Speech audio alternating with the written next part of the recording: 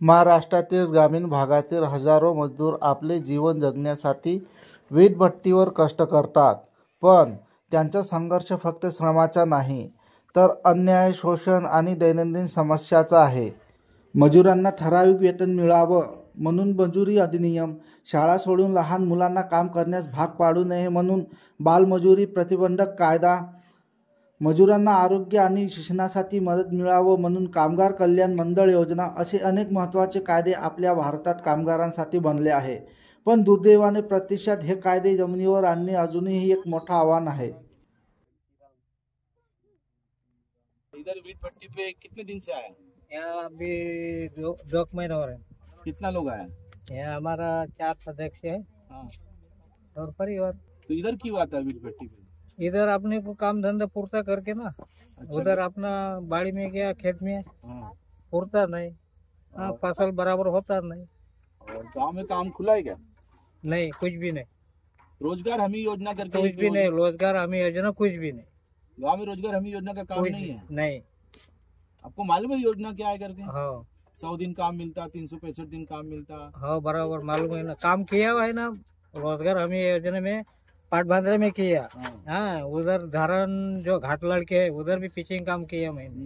नहीं, गांव की बात तो इधर कुछ भी नहीं। इधर कुछ भी नहीं। सरकार को क्या बताना चाहेंगे? सरकार को क्या जो है वो ही बताएंगे।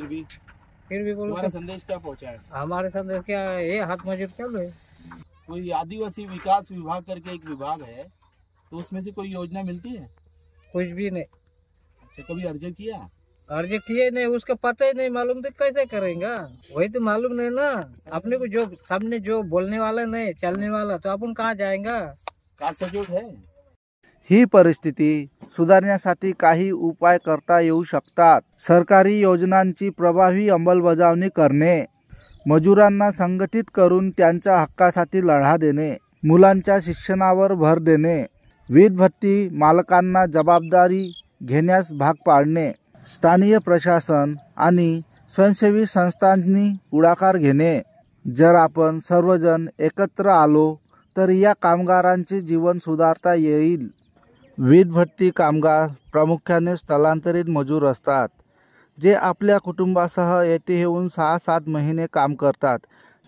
कठीण परिश्रम, प्रचंड गरम वातावरणात 12-14 तास काम करावे लागते. कमी वेतन, ठेकेदारांकडून योग्य मजुरी मिळत नाही, आरोग्य समस्या, धूळ, उष्णता आणि प्रदूषणामुळे श्वसनाचे आजार होतात.